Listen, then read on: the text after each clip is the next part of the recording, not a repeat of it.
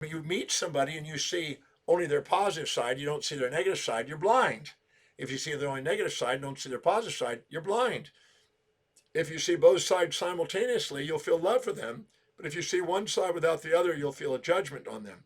And judgment is basically a separation of these opposites and an isolation and assuming there's one without the other, which makes us blind and fractionate ourselves instead of integrate and empower ourselves. So the oppositions, if you have the time to look, you'll see that there's always a pair of opposites. In fact, you can't even perceive without a contrast.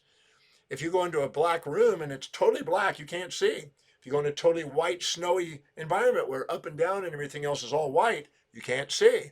But if you put a contrast, you can see. All of our senses must have contrast. And contrast are really the pairs of opposites. So if you understand that those pairs of opposites are always synchronous and they're always paired together, and all comparisons are byproducts of that comparison, that pair of opposites, then you realize that all your judgments are incomplete awarenesses.